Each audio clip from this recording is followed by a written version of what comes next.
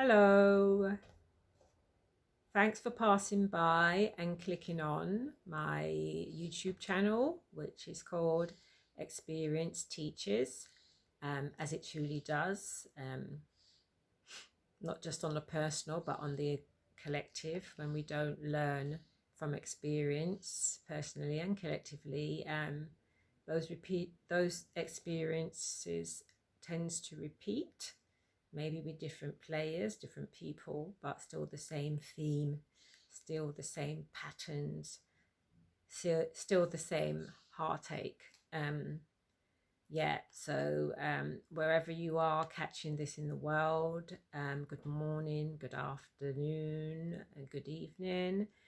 I'm new to YouTube, and kind of sharing my work in this way.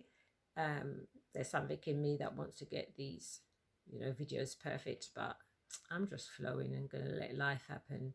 Like today, I didn't plan to come on today.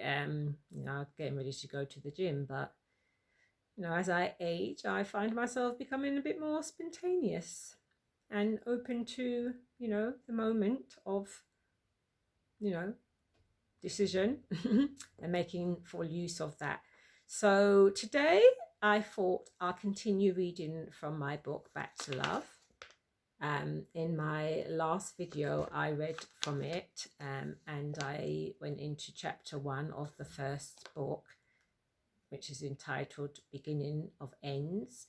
I read a little bit there, so I'm going to pick up from there and complete that first chapter.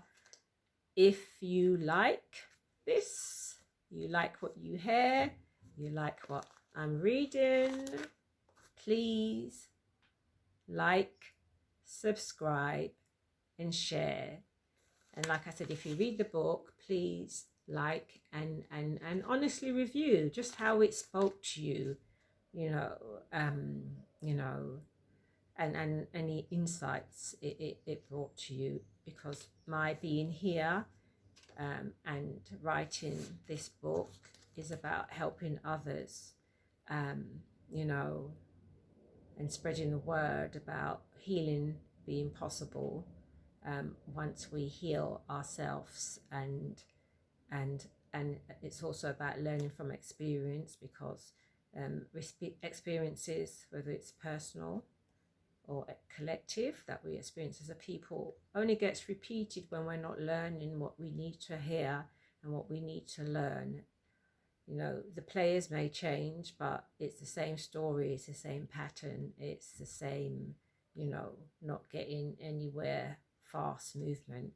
And my word is just to say that we can have what we want, and miracles can happen and do happens, and dreams, come true. We're here to live dreams. So that's my word. I can go on, but I'll stop.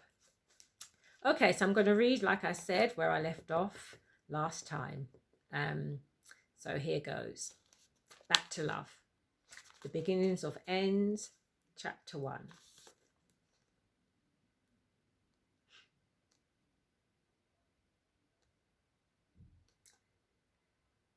Right. Essentially, I made the decision alone, since alone I often was.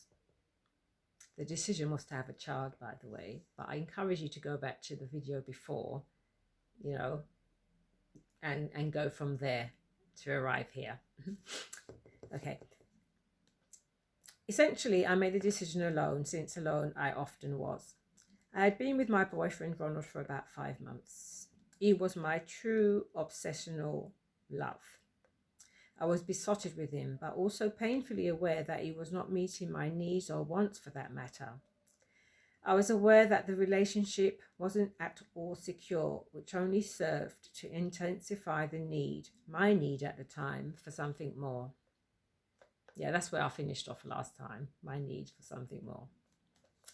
By then, my childhood has come to an abrupt and bitterly disappointing end, bringing with it the full realization that my mother was never going to give me the love and security I needed. My mother went abroad frequently. The day she left, I was 17.5 years old and only just with child. Perhaps being pregnant helped to cushion the blow of her latest departure. We wouldn't see her again for another 5 years. I was totally overjoyed at being pregnant, an experience that went some way towards eliminating varying degrees of sadness and loneliness, emotional states that had been a concrete part of my felt reality for as long as I could remember. It wasn't that those difficult and painful states completely disappeared, but for a time, they no longer disturbed me in the old ways. For his part, especially considering that I hadn't given him a choice in the matter, Ronald didn't seem to mind my being pregnant, which made me doubly happy. To me, that meant the child was wanted by the both of us, and so we carried on. When my absolutely gorgeous baby boy was born 20th March 1983 at 7:40 p.m, weighing in at 6 pounds 13 ounces, words could not express the absolute joy I felt in my heart and within my very being, even though moments before I had been having what felt like serious second thoughts. I had been in labour since the previous evening. My waters had broken without contractions. The nurses had inserted a tablet to help induce contractions, to no avail, and so I'd been placed on a drip and started off first thing the following morning. It had been a hard labour. However, the joy in my heart immediately eclipsed the pain as soon as I met my beautiful son, Jamie. He had these bright, deeply set and oval-shaped eyes like mine, a perfect little nose and curly black hair, features that in the beginning oftentimes caused him to be mistaken for a little girl. He was a most wonderful, remarkable work of art, if I do say so myself. And not too long after his arrival, in the secret chambers of my heart, I promised to give him all that I never had, but I desperately needed and had sought as a child. I vowed to both him and myself that this would be my second chance, and for him, the best of possible starts. Needless to say, I didn't complete the community studies course, though I managed to get another O-level under my belt, this time in English literature. I was very proud of that. I'd moved in with my sister right before giving birth to Jamie, due to our family home becoming overrun with mice. We had a problem with mice for some years, but as my mother had become increasingly absent, a certain degree of hygiene had gone out the window. And when my two older sisters, Beverly and Terry, left to start their own lives, the situation got 10 times worse. The kitchen was the worst. It became a place where, after a time, no one dared enter, let alone attempt to cook in it or store food. That room also carried the mice's awful smell more than any other, although the rest of the house wasn't too far behind. Additionally, the fridge had long since broken down and subsequently developed a unique smell of its own. To this day, I can't stand mice. I can't see one without filling up with dread. I cannot see one without feeling the feelings I was able to fully feel then, being frozen for mere survival. I was glad to be staying at Beverly's, as it had been ever so lonely being pregnant and predominantly alone in that mice-infested house. My sister Lauren was always out from dusk till dawn, and Ronald would visit and stayed whenever he could. I didn't mind that too much because I used to feel so embarrassed and ashamed when he stayed, especially at nights, when in the stillness the mice seemed to make so much noise. By the by, staying with Beverly was okay, especially when I first came home from hospital with my beautiful baby boy. They, my sisters, had obviously gone out their way to make sure that the room I was to share with my brother Curtis was just right.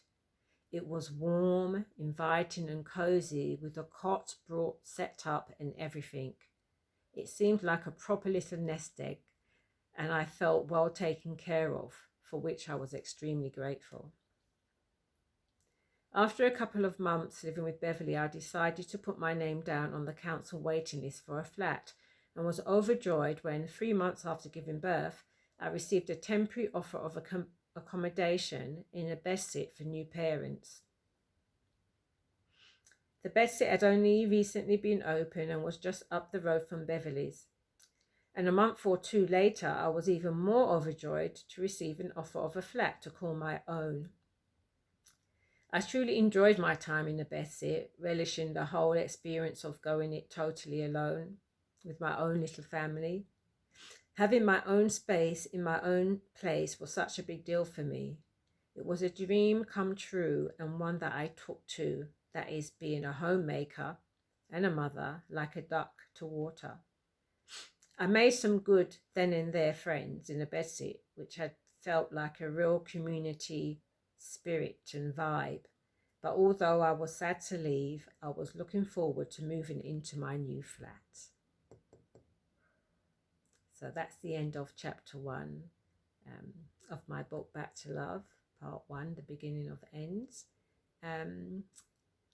Like I said before, if you want more, buy the book and or visit my YouTube channel from time to time, as I'll be reading certain bits from the books that I think would really resonate with people, especially around eating disorders, self-esteem, mental health and well-being, relationships, and overall just what healing and recovering and being who we truly are, what that sounds and tastes and looks like. We are called here to be ourselves and to do that truly, and who we are, no matter what we've been through, has been awesomely and perfectly made, and nothing can change the shape of that, though a lot of other things can be impacted when we experience psychological trauma. Okay, so once again, if you like what you hear, see and read, like, subscribe, share, buy, review. Wishing you a wonderful, wonderful weekend. Peace and love as usual. Bye for now.